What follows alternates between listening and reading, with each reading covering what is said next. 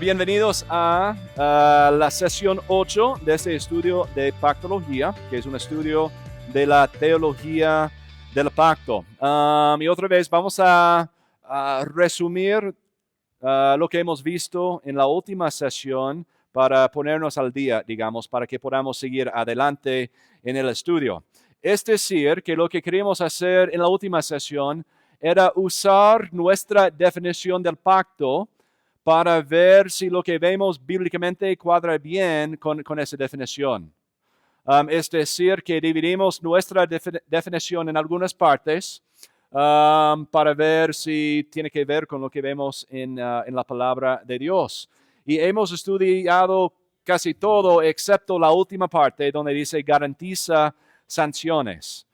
Pero para recordarnos en esa definición hemos visto bíblicamente a través de un estudio sistemático de que el pacto de redención es un acuerdo vinculante entre las tres personas de la Trinidad. ¿Okay? Es un pacto entre el Padre, el Hijo y el Espíritu Santo. Y aún en ese mismo pacto, Dios está estableciendo las identidades de cada persona de la Trinidad. Padre, Hijo, Espíritu Santo. Es una identidad y como cualquier identidad está explicando una relación con otra cosa o con otra persona. Y eso define también la relación entre el Padre, el Hijo y el Espíritu Santo. Pero también una identidad implica un rol o un propósito. Cada identidad, cada relación tiene un propósito. Se puede definir una identidad por su rol o su papel en esa relación. Entonces, con eso hemos visto de que en el pacto de redención hay obligaciones de parte de cada persona de la Trinidad. Es el Padre quien decreta, es el Hijo quien cumple y es el Espíritu Santo quien aplica la obra de redención. Y hemos visto que hay una lista de cosas abajo de cada frase, pero generalmente podríamos definir las obligaciones de esa manera. El Padre decreta, el Hijo cumple y el Espíritu Santo aplica la obra de redención. ¿Okay?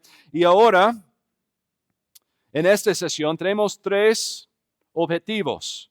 Primero, queremos terminar estudiando el fundamento bíblico del pacto de redención, es decir, que vamos a terminar con nuestra definición y examinando la prueba bíblica. Eso es el primer objetivo. El segundo es que queremos responder a las críticas o las inquietudes en cuanto al pacto de redención. Es decir, que hace 2 sesiones estudiamos cuáles son las críticas de este pacto de redención. Entonces ahora creo que tenemos las herramientas o vamos a tener las herramientas para responder a ellas. Y para terminar esta sección del estudio del pacto de redención y también para terminar este ciclo, vamos a hablar de las aplicaciones e implicaciones del pacto de redención. ¿Por qué importa? ¿Qué tiene que ver con nosotros, con cómo podemos ver la palabra de Dios en nuestras versiones, todo eso? ¿Okay? Entonces, esos son los 3 objetivos que tenemos hoy. Entonces, el primer objetivo es terminar estudiando el fundamento bíblico del pacto de redención.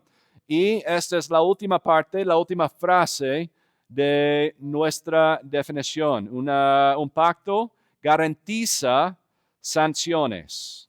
O podemos pensar en esa manera, una sanción simplemente es una consecuencia. Si haces eso, esa es la consecuencia. Si no haces eso, esa es la consecuencia.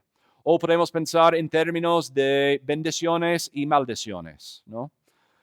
Sé que todo eso es un repaso, pero es importante recordarnos de esas dinámicas. Entonces, una sanción en un pacto puede ser una bendición por obediencia o una maldición por desobediencia. ¿Ok? Entonces, al ver esa dinámica del pacto de redención en la palabra de Dios, la primera observación que podemos hacer es que todas las sanciones del pacto de redención son positivas, son bendiciones. ¿Ok? Es decir, es decir que aquí podemos notar una diferencia. Esa diferencia se basa en algo que yo traté de explicarles en una de las primeras sesiones, pero creo que causó más confusión que ayuda.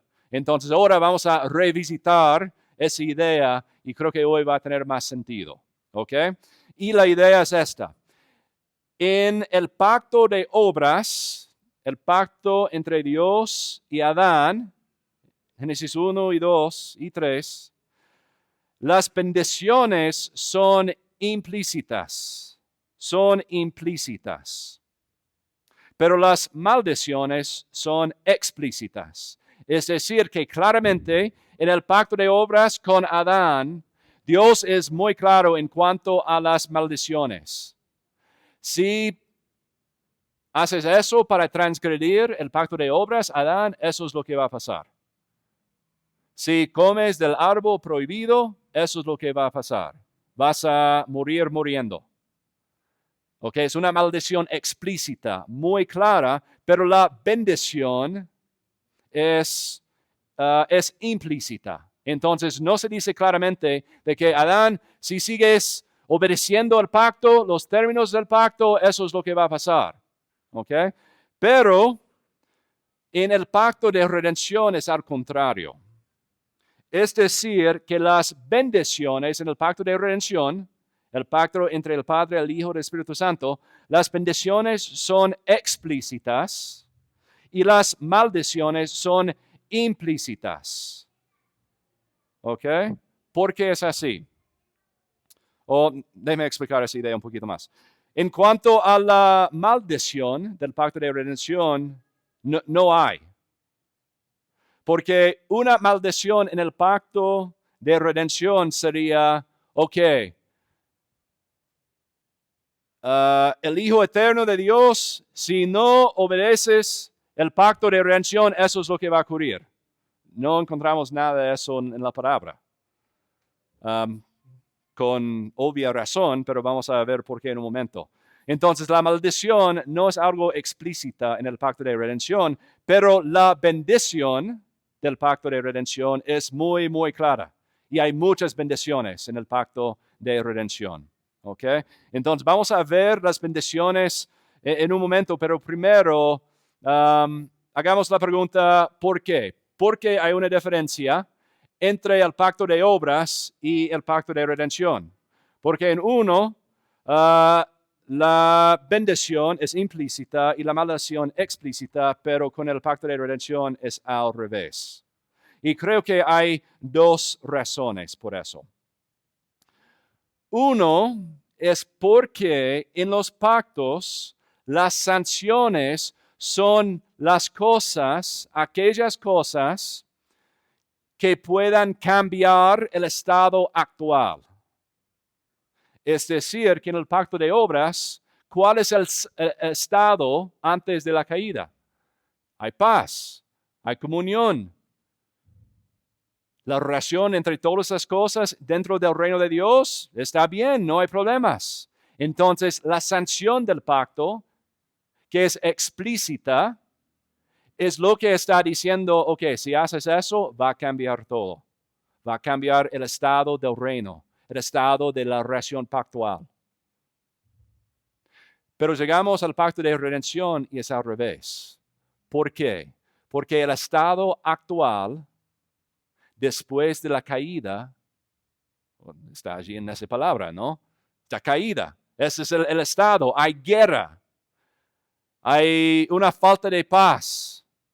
Entonces, en el pacto de redención, Dios es muy claro, muy explícito con las bendiciones de ese pacto, porque son las bendiciones que van a cambiar el estado actual. Porque las maldiciones ya están presentes.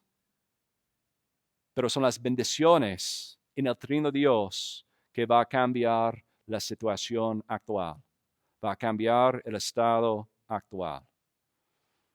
¿Me explico bien? ¿Ese tiene sentido? Las sanciones son las cosas que van a cambiar la situación.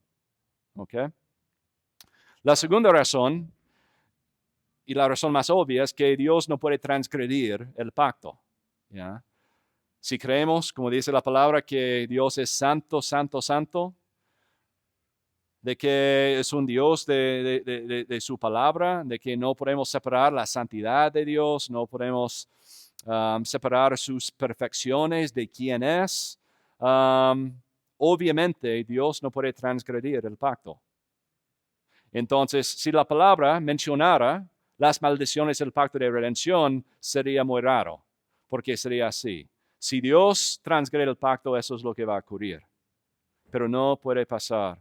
Por eso en Hebreos 6:13 leemos de que Dios juró él por él mismo.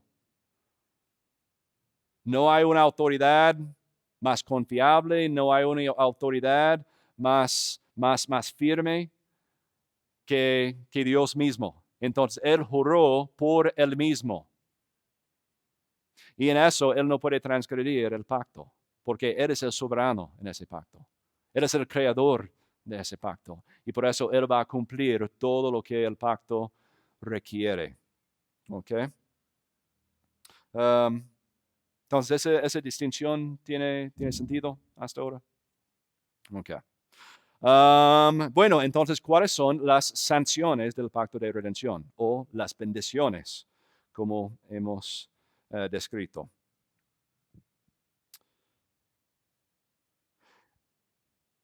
En eso encontramos un resumen. Ay, qué triste, no tengo mi Biblia conmigo.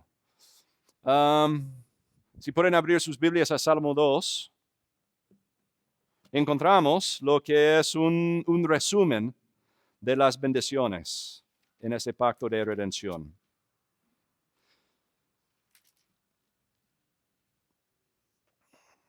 Y este salmo es conocido como un salmo real, un salmo mesiánico, y allí encontramos un resumen de las bendiciones, especialmente en los versículos 6 al 9. Entonces, déjame leer lo que dice ahí. Pero yo mismo he consagrado a mi rey sobre Sión, mi santo monte. Ciertamente anunciaré el decreto del Señor que me dijo, mi hijo eres tú, yo te he engendrado hoy. Pídame y te daré las naciones como herencia tuya, y como posesión tuya los confines de la tierra. Tú los quebrantarás con vara de hierro, los desmenuzarás como vaso de alfarero. ¿Cuáles son las promesas o las bendiciones, las sanciones del pacto de redención? Son los 4 componentes de un reino. Es decir, que la bendición del pacto de redención por la obediencia es la recepción y el establecimiento de un reino. Ya, todas las dinámicas, todos sus componentes están allí, ¿no? De que Dios mismo, Él va a ser el rey. También incluye un lugar donde dice Monte Sión. También habla de hasta los confines de la tierra. Esa es la herencia. Cuando hablamos de una herencia es un resultado de un pacto cumplido, una promesa cumplida. Entonces, Dios va a ser el rey de ese reino y va a alcanzar hasta los confines del mundo. Y también habla de ese decreto, es el decreto del Padre hacia el Hijo. Es un decreto, es una ley, es algo firme. Es la palabra de ese rey. Pero también la bendición es un pueblo de ese reino también.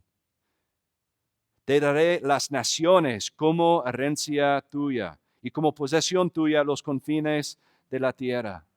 Es decir, que la bendición final en ese pacto de redención es que dentro de ese reino, dentro del pueblo de Dios, habrá personas de cada lengua, nación, tribu, país, tierra del mundo. Y esa es una bendición de que Dios va a recibir porque Él ha sido fiel a su propio pacto. ¿Ok? Entonces, ¿cuáles son las bendiciones del pacto? Son los componentes del reino. La bendición del pacto es un reino consumado y establecido. Y en esa razón, en la gran comisión en Mateo 28, leemos esto. Toda autoridad me ha sido dada en el cielo y en la tierra. Es decir, que encontramos el desarrollo, digamos, de esas bendiciones. Empezando con la vida, la muerte, la resurrección de Cristo. Ahora, como bendición, el Hijo puede proclamar, toda autoridad me ha sido dada en el cielo y en la tierra. Y con esa bendición, con esa promesa, con esa seguridad, el Hijo está enviando al pueblo a los confines del mundo para seguir en esa misión. La misión es ver la consumación del pacto. La misión es ver la plenitud, el cumplimiento de ese pacto de redención. Pero también quiero invitarles a ir a Lucas 22. Y allí encontramos un texto muy interesante. Lucas 22, 29 a 30.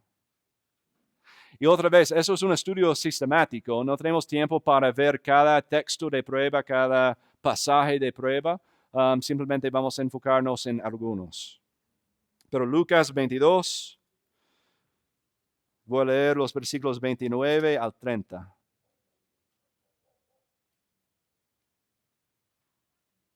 Uy, no, eso no es el pasaje. Déjame ver, perdón.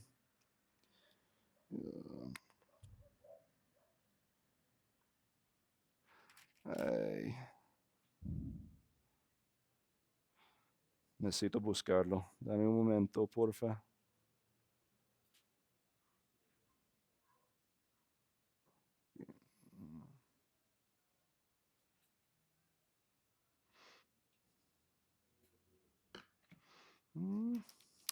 Ok, es eso. Estoy en el libro de Hechos, entonces eso causa problemas. Perdón. Como les dije, tengo hambre los domingos, entonces la comida está aquí, pero no he comido. Listo, ok, Lucas 22, 28. Yo voy a empezar en el versículo 28. Lucas 22, empezando en el versículo 28, perdón. Ustedes son los que han permanecido junto a mí en mis pruebas. Jesús está hablando con sus discípulos, ¿no? Y así como mi Padre me ha otorgado un reino, yo les otorgo que coman y beban a mi mesa en mi reino, y se sentarán en tronos juzgando a los 12 tribus de Israel. Lo que es increíble en ese pasaje es que esa palabra otorgar en el griego es la palabra pacto. Es un verbo del sustantivo pacto. Entonces, realmente lo que está diciendo aquí, ustedes son los que me han permanecido junto a mí en mis pruebas, y así como mi Padre me ha pactado un reino, yo les pacto a ustedes que coman y beban a mi mesa en mi reino. Entonces, lo que vemos ahí es que la bendición del pacto de redención, la sanción por la obediencia, es la recepción de un reino. Y solo Cristo, solo el Hijo es digno de recibir ese reino, porque Él cumplió todo perfectamente en cuanto a los términos del pacto. ¿Ok? Entonces, en eso la bendición es que nosotros somos el pueblo de Cristo. Entonces, Cristo nos recibe como bendición en ese pacto y también somos beneficiarios de eso. Vamos a comer y beber a la mesa del Rey Jesús, del Cristo Rey en ese día final y para siempre. Nosotros vamos a recibir la bendición de ese reino también. Vamos a disfrutar ese reino para siempre. Y todo eso son términos del pacto. Dios está pactando esas cosas. Está seguro en algo firme que es un pacto, que es un juro que Dios hace con sí mismo. Pero la pregunta que podríamos tener es, ok, ¿esa bendición solamente es para el Hijo? Porque en ese texto Jesús está hablando, él había recibido un reino pactualmente, pero la bendición es solamente para el Hijo. Y podemos responder a esa pregunta diciendo que no, aunque en la economía de la Trinidad, recordemos que hablamos de esa palabra, creo que en la última sesión, en la economía, en la obra entre el Padre, el Hijo y el Espíritu Santo, podemos distinguir entre sus propias obligaciones o sus propias obras para cumplir el pacto de redención. Pero al pensar en la bendición del pacto de redención, tenemos que pensar ontológicamente en Dios como un ser. Es decir, que no solamente es Cristo el Hijo quien recibe la bendición del pacto, sino el Padre, el Hijo y el Espíritu Santo también. Y encontramos un ejemplo de eso en 1 de Corintios. 1 de Corintios 15, si quieren ir ahí conmigo. No al libro de Hechos, sino al libro de 1 de Corintios. Y allí estaremos empezando en el versículo 24, creo.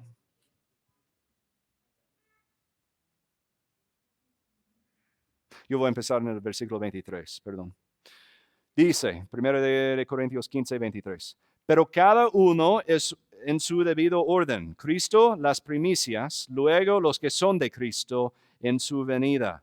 Entonces vendrá el fin cuando Él, Jesús, entregue el reino al Dios y Padre, después que haya terminado con todo dominio y toda autoridad y poder. Pues Cristo debe reinar hasta que haya puesto a todos sus enemigos debajo de sus pies. Y el último enemigo que será eliminado es la muerte. ¿Qué está diciendo allí? Que en ese día final, en el día de la resurrección final, la última resurrección, dice que el Hijo va a entregar ese reino, esa bendición a su Padre. Es decir, que toda la Trinidad va a recibir el reino como la gran herencia, como la gran bendición del pacto de redención.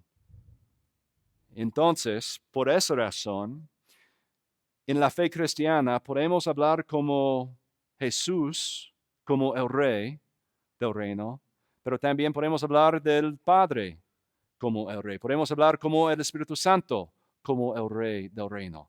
¿Por qué? Porque ontológicamente en su ser es un solo Dios.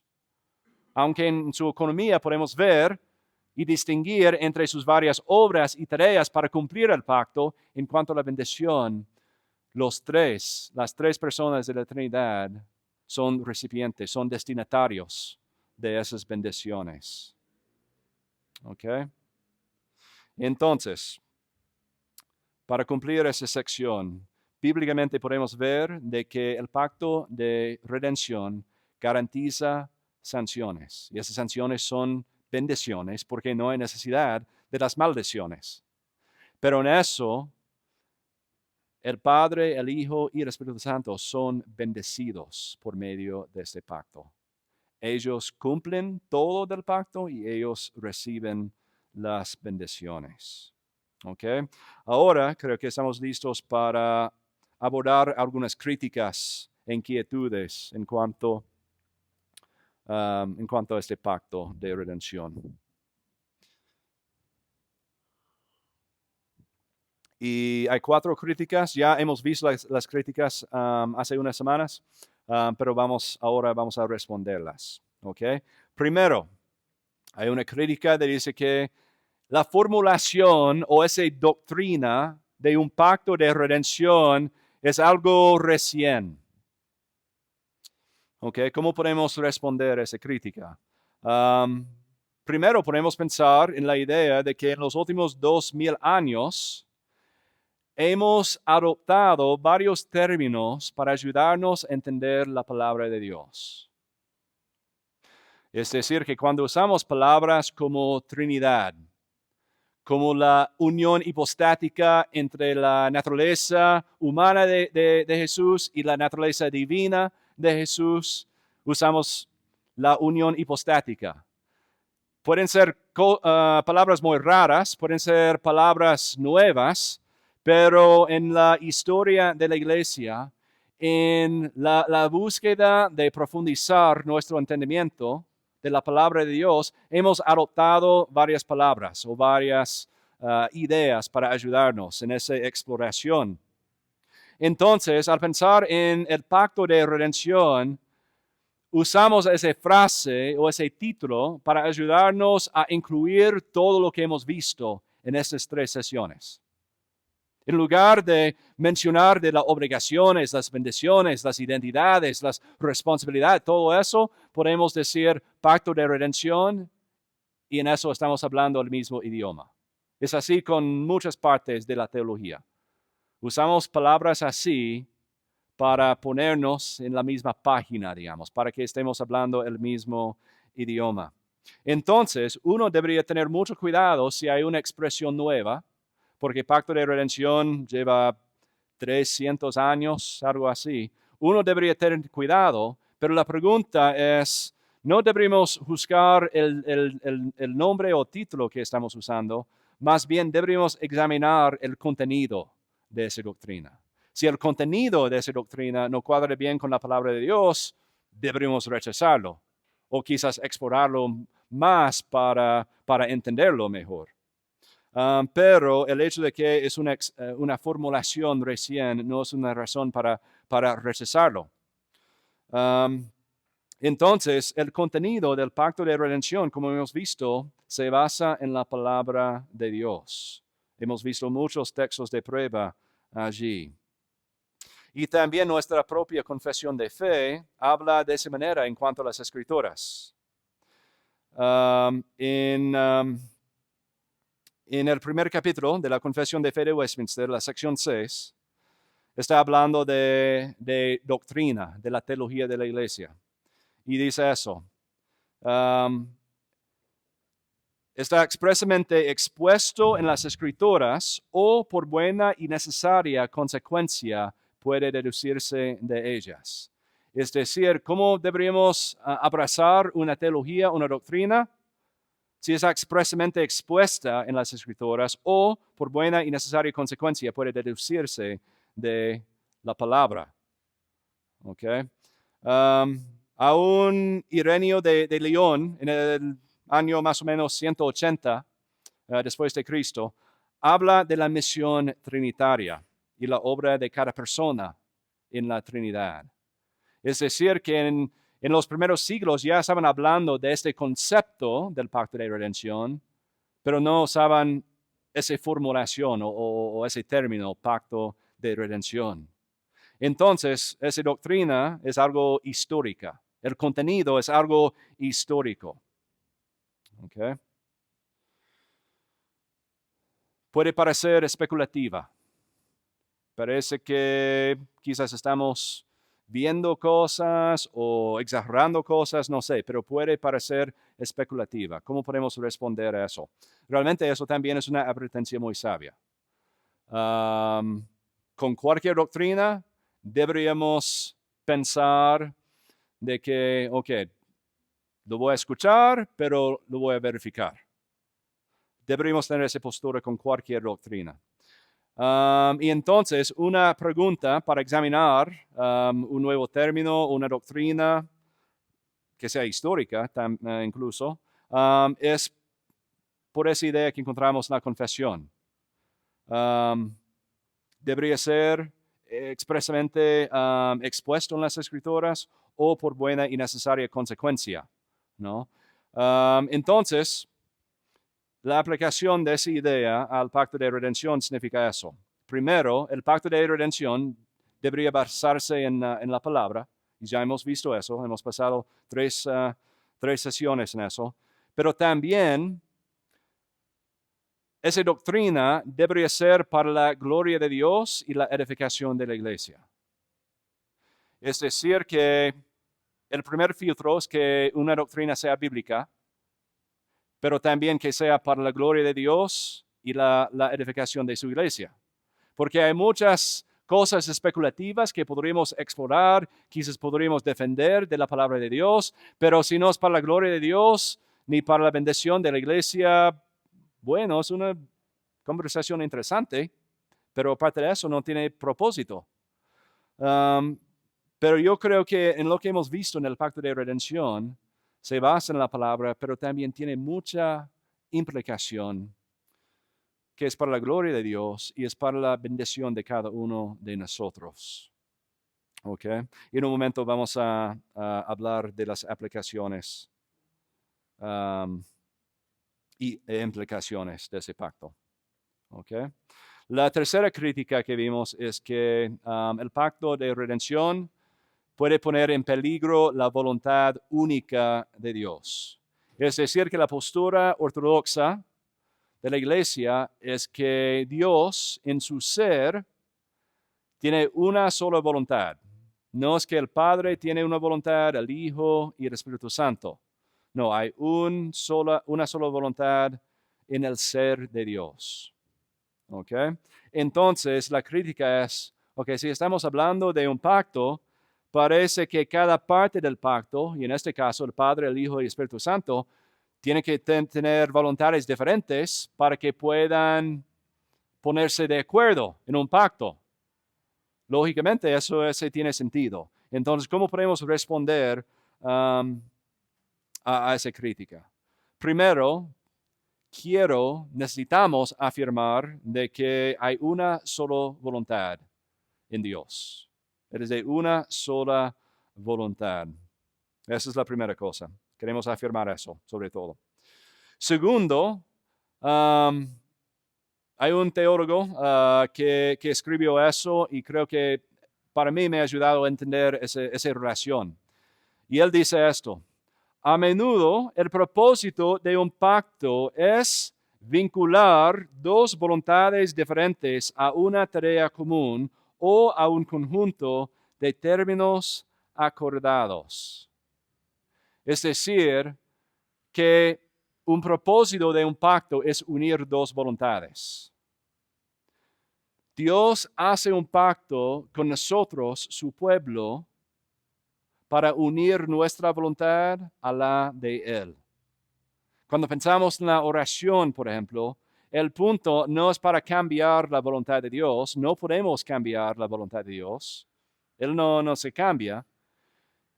Un propósito de la oración es conformar o unir nuestra voluntad a la voluntad de Dios, que Él haga su voluntad. Entonces, al pensar en el pacto de redención, ese pacto está cumpliendo el propósito de un pacto de una manera que tú y yo no podemos imaginar. Porque en ese pacto es de una sola voluntad.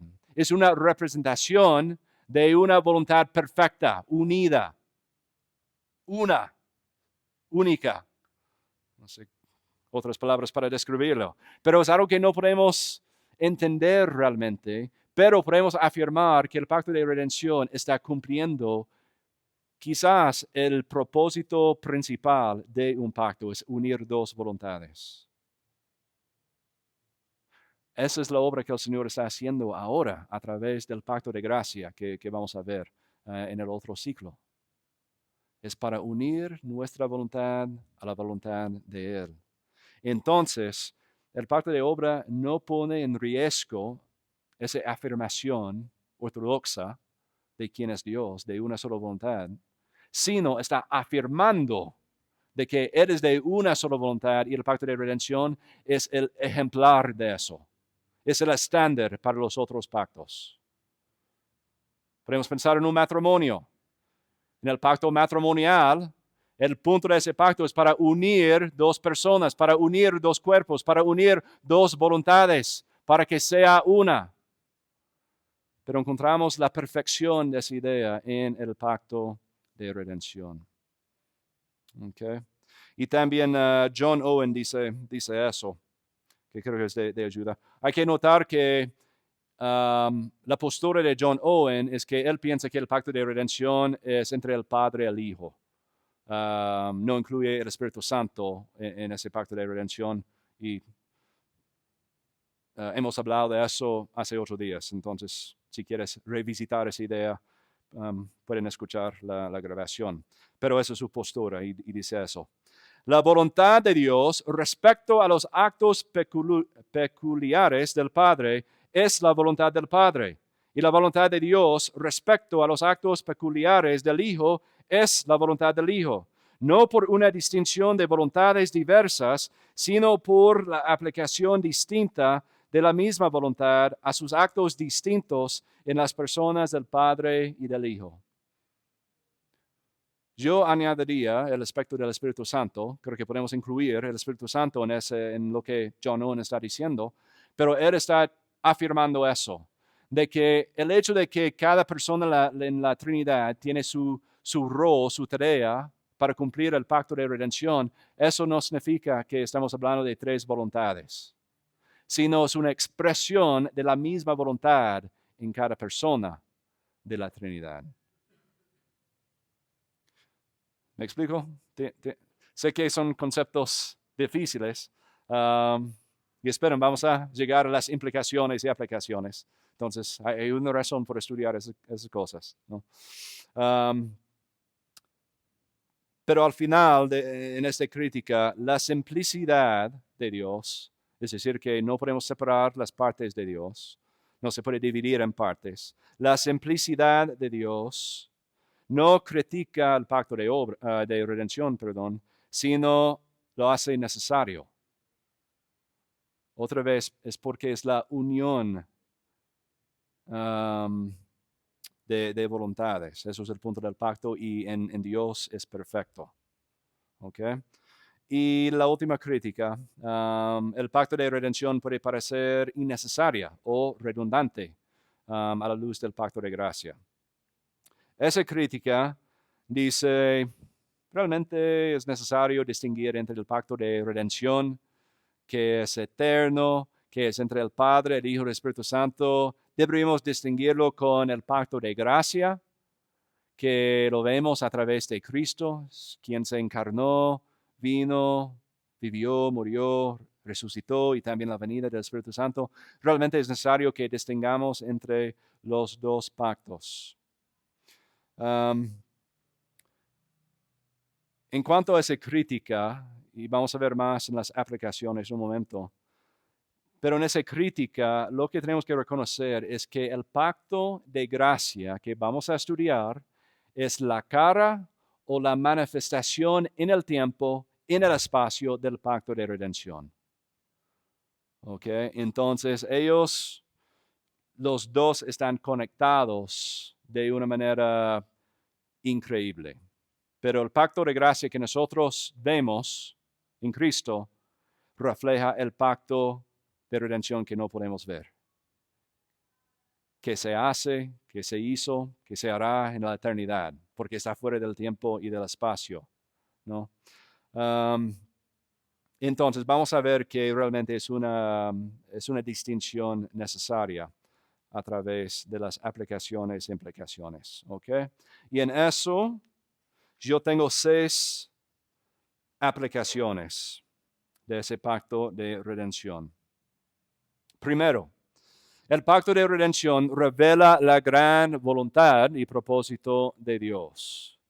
Es decir, que aunque decimos pacto de redención, lo que vemos es que ese pacto eterno tiene un propósito más grande que simplemente la redención de los hijos de Dios. Obviamente es una gran parte, y eso es nuestra conexión con el reino de Dios, es por medio de esa redención y esa obra de redención, pero el propósito del pacto de redención es establecer un reino para siempre, un reino eterno, un reino perfecto.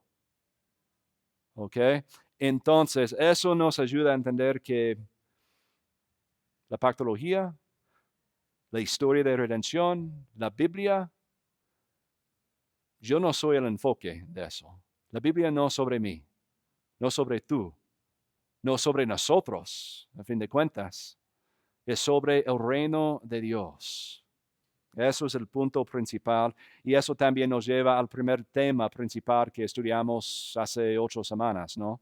De que toda la Biblia, el tema principal es el reino de Dios. Segundo,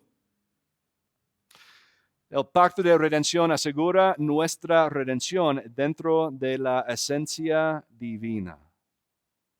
Es decir, que nuestra redención y salvación se basa en el ser de Dios. Se basa en Dios mismo. Y en muchos casos no pensamos en ese tipo de seguridad, pero lo que estamos afirmando en esa aplicación es de que nuestra redención no depende de nada afuera de Dios. No puede cambiar con las circunstancias, no puede cambiar con nuestro pecado, nuestra rebelión. No puede cambiar con una ofensa que alguien nos haga. Tampoco no hay un espíritu, no hay nada espiritual, no hay un ángel que pueda afectar nuestra redención, porque está fija en Dios mismo, entre el Padre, el Hijo y el Espíritu Santo. Y no hay una seguridad mayor realmente. Es la única y la última que tenemos. Número 3. El pacto de redención nos ayuda a comprender cómo se salvaron los que vivieron antes de la cruz de Cristo. No voy a decir mucho en cuanto a ese punto. Puedes leer la confesión de fe porque habla de esa idea. Pero cuando ponemos nuestra redención y la seguridad de ella dentro del Trino Dios en la eternidad, lo que significa es que podemos entender cómo los que nacieron antes de la venida de Cristo, de Jesús, como ellos son salvos también. Y son salvos por la misma razón que tú y yo podemos ser salvos. En la redención que que Dios cumplió en sí mismo, en el pacto de redención. Ellos fueron salvos y nosotros somos salvos por la misma manera, en el pacto de redención. Número 4. El pacto de redención nos muestra la gloria de la consumación del reino de Dios. Eso tiene que ver con el primer punto, de que el propósito de Dios en el pacto de redención es más grande que simplemente nuestra salvación, tiene que ver con su reino. Pero en eso lo que podemos afirmar también es que si pensamos en las bendiciones del pacto de redención, eso significa que vamos a disfrutar una comunión perfecta con el Trino Dios. El llamado a la salvación es un llamado a comunicar en su esencia verdadera, comunicar con el Trino Dios.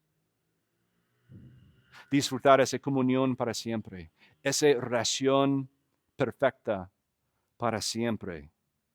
Entonces, considerando un pacto hecho en la eternidad, eso nos ayuda a apreciar lo que es por venir, el establecimiento final de ese reino, donde tú y yo y todos los que pongan su fe en Jesús como Señor y Salvador, por ese regalo de la fe del Espíritu Santo, nosotros vamos a comer y beber a la mesa de nuestro Rey en ese reino consumado. Y número 5. El pacto de redención nos ayuda a comprender lo incomprensible, porque es el trasfondo del pacto de gracia. Es decir, que después del mes de descanso vamos a arrancar otro ciclo y en eso vamos a empezar con el pacto de gracia. Pero para entender el pacto de gracia, primero necesitamos reconocer y ver los fundamentos en el pacto de redención. Si el pacto de gracia es la encarnación del pacto de redención, primero tenemos que entender el pacto de redención. Entonces, es un fundamento para que podamos seguir adelante en este estudio de pactología, pero también el pacto de redención va a ayudarnos a entender cómo podemos luchar con los textos difíciles de la palabra. Por ejemplo, ¿cómo podemos entender, creo que un hermano hace unas semanas mencionó ese ejemplo, cómo podemos entender el hecho de que Jesús, en su ministerio terrenal, él oró al Padre? Y están hablando de dos voluntades distintas, parece. O cómo podemos entender la oración de la persona de Jesús, su naturaleza humana en relación con la Trinidad. Y creo que el pacto de redención nos ayuda a luchar y entender un poquito más esos textos. Porque con el pacto de redención, por ejemplo, Mateo 22, dice, esa es la oración de Jesús en Getsemaní. Padre, si es tu voluntad, aparte de mí esta copa, pero no se haga mi voluntad, sino la tuya. Para mí, sin un entendimiento del pacto de redención, ese texto sería muy confuso, porque parece que Jesús, el Hijo, es inferior al Padre, de que Jesús, como el Hijo, es en un sentido es más débil del Padre, o no tiene tanto conocimiento como el Padre. Es decir, que puede parecer que Jesús es subordinado al Padre. Pero con el pacto de redención podemos entender ese gran pacto hecho entre el Padre, el Hijo y el Espíritu Santo. Y lo que vemos en el mundo, en el espacio, en el tiempo, es la expresión de ese pacto a través del pacto de gracia. Y en eso Jesús, el Hijo eterno de Dios, Él se encarnó, Él recibió un cuerpo, un alma, una voluntad humana, y en su vida, para representar a los seres humanos en el pacto de gracia, entonces, en su naturaleza humana, Él está luchando con lo que Él iba a experimentar. El dolor de la cruz, pero también la maldición del pacto.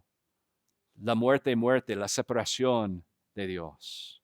Entonces, esos textos podemos reconocer, lo que vemos aquí es una expresión del pacto de redención, pero en el mundo, en el tiempo, en el espacio, no significa que Cristo, que el Hijo es inferior, significa que Él está cumpliendo su rol en el pacto de redención. Pero el Padre, el Hijo y el Espíritu Santo siguen iguales. Son de una esencia, pero en tres personas. Son iguales en gloria, en honor, en poder, en santidad. Pero en la naturaleza humana, en el pacto de gracia, podemos notar lo que está ocurriendo en esos textos. Es decir, que al leer la palabra de Dios, tenemos que leerlo pactualmente, o va a causar más confusión, o vamos a caer en problemas, quizás herejías. Entonces, un punto de esta clase es para que examinemos la palabra a través de los pactos. Ok. Y hay una más.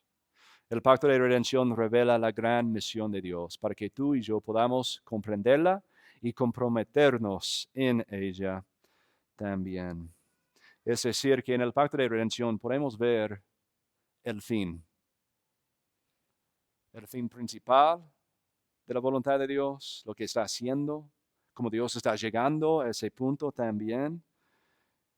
Ese pacto eterno explica a todo.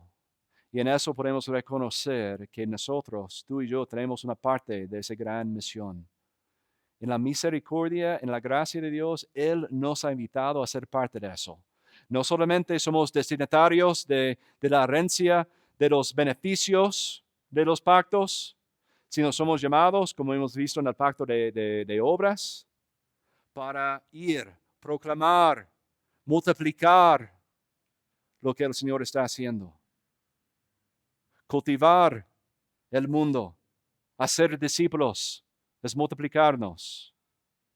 Entonces el pacto de redención nos ayuda a ver cuál es nuestra misión y cómo va a terminar. Y va a terminar con un reino perfecto establecido, porque Dios mismo hizo todo. Y somos beneficiarios porque Él nos llama a ser parte de eso, en ser beneficiarios también.